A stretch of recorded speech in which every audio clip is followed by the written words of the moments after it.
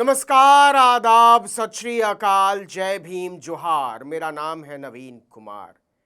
TV channel वाले नहीं सुधरेंगे और दलाल कह दो, तलवे चाटने वाला कह दो, जाहिल बोल दो तो पहुंच जाएंगे कोर्ट कि वीडियो हटाओ और 2 करोड़ रुपया दिलवाओ।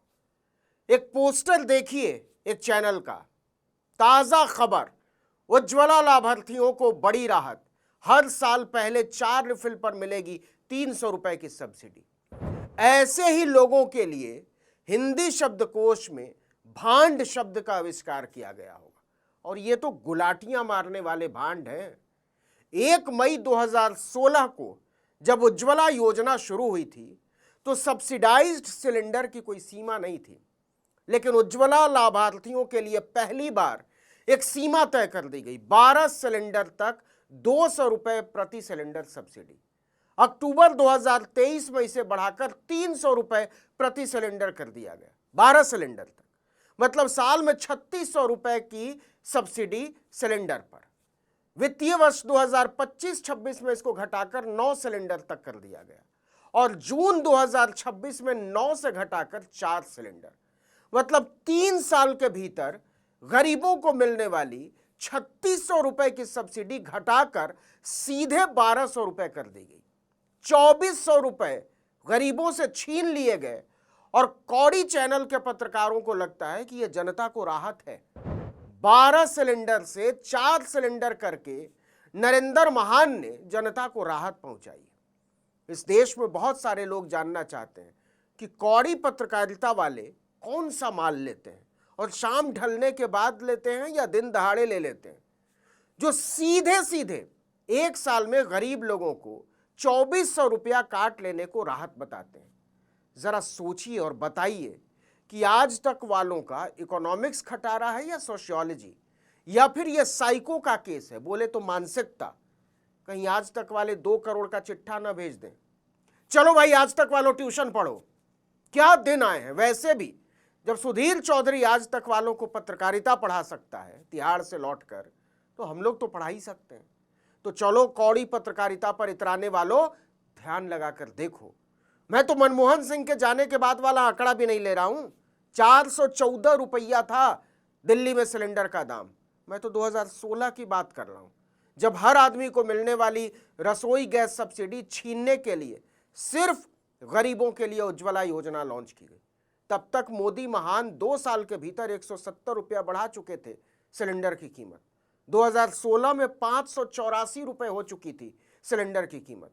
इसमें 200 रुपए की सब्सिडी जो बाद में 300 की गई, मतलब उज्ज्वला का लाभ लेने वाले गरीब आदमी को गैस सिलेंडर पड़ता था 384 रुपए का, और वो इस भाव पर 12 सिलेंडर ले सकता था।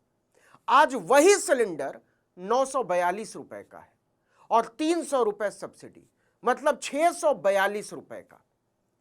तो समझिए 2016 में बिना सब्सिडी वाला सिलेंडर जितने का मिलता था उससे पूरे 58 रुपया महंगा है आज सब्सिडी वाला सिलेंडर।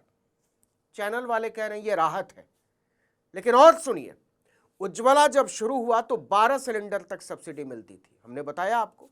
मतलब 12 सिलेंडर खरीदने में एक गरीब परिवार को खर्च करने पड़ते थे 4608 रुपए, वो भी तब जब सब्सिडी 200 रुपए ही थी।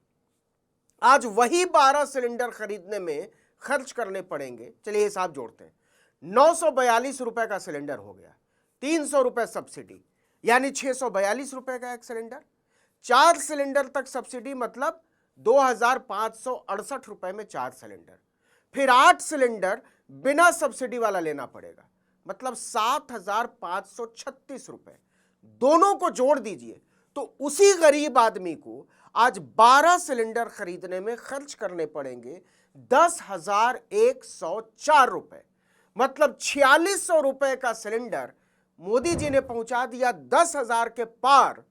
और आज तक वाले पोस्टर छाप रहे हैं कि कैसी गजब की राहत पहुंचाई है सरकार ने।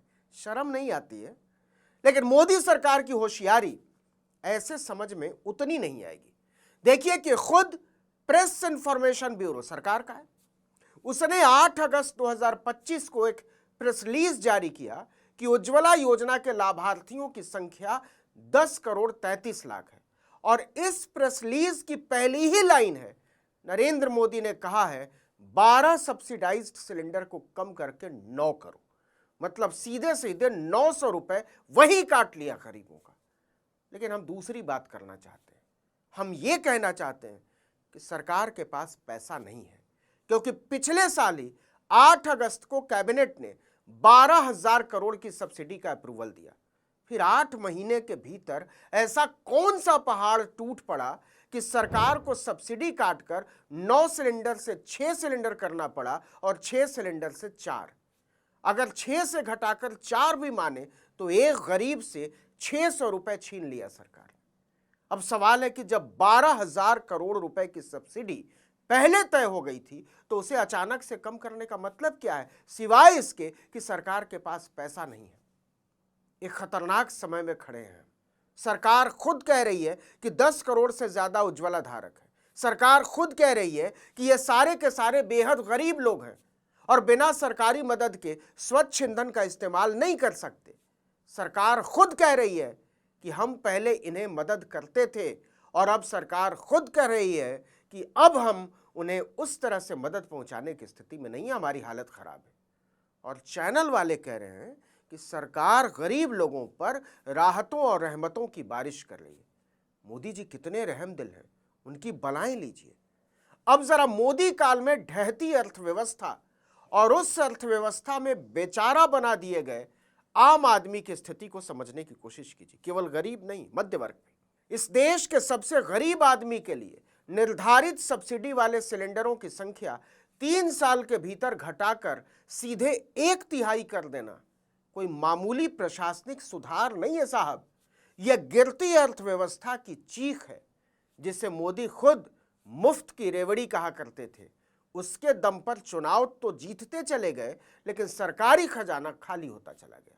ऊपर से मोदी ने कुछ ऐसे भयावह आर्थिक फैसले लिए जिसने भारतीय अर्थव्यवस्था की कमर ही तोड़ दी। नतीजा, जब सरकार के अपने खजाने में पैसा नहीं बचता तो वो सबसे कमजोर आदमी के कंधों पर चढ़कर बैठ जाती है। मोदी उसी तरीके से बैठे हुए हैं। बात केवल उज्ज्वला योजना की नहीं है। डीजल पेट्रोल की कीमत बढ़ने पर उछल उछल कर डायलॉग मारने वाले नरेंद्र मोदी ने पेट्रोल और डीजल की कीमतों को रॉकेट बना दिया है। और तेल की कीमतें बढ़ने का मतलब हर चीज महंगी। साफ कहें तो सरकार ने गरीब तो गरीब, अच्छे अच्छे अमीरों को दाल, सब्जी, दूध, आटा, तेल का भाव समझा दिया है। आप भी इसे महसूस कर ही रहे होंगे। अब आइए एक प्रधानमंत्री के तौर पर नरेंद्र मोदी की क्षमताओं पर। डीजल, पेट्रोल, रसोई गैस की कीमतों का बेतहाशा बढ़ना कोई संयोग नहीं है। यह व्यवस्था की नाकामी है, जिसे लेकर मोदी कभी मनमोहन सिंह पर हमले बोला करते थे। जब अर्थव्यवस्था मजबूत होती है तो सरकार सब्सिडी बढ़ाती है, जनता को राहत देती है। लेकिन जब राजकोष खाली हो, राजस्व लक्ष्य अधूरे रहे, निर्यात कमजोर हो और बेरोजगारी चरम पर हो, तब यही होता है। भाजपा के प्रवक्ता अब बार बार अंतर्राष्ट्रीय हालात का बहाना बना रहे हैं, लेकिन अंदर से वो भी जानते हैं कि यह नाकामी निकम्मेपन की ढाल से ज्यादा कुछ नहीं है। दुनिया भर में तेल की कीमतें इस समय उतार चढ़ाव देख रही, लेकिन सरकारें इसी में अपने नागरिकों को बेहतर सुरक्षा दे रही हैं। जब किसी देश की सरकार मुल्क के सबसे गरीब घरों की रसोई का चूल्हा बुझाने पर आमादा हो जाए तो समझ लेना चाहिए कि उस देश की सबसे ऊंची कुर्सी पर बैठने वाला आदमी या तो अज्ञानी है और नहीं तो अन्यायी। इस वीडियो में इतना ही, लेकिन अगर आपने आर्टिकल 19 इंडिया को अब तक सब्सक्राइब नहीं किया है तो फौरन कर लीजिए, बेल आइकॉन दबाइए, घंटी जैसी आकृति लाइक कीजिए और कमेंट करके बताइए हमारा वीडियो आपको कैसा लगा। हमारा ट्विटर हैंडल है article19_India और मेरा ट्विटर हैंडल है नवीन जर्नलिस्ट। नमस्कार।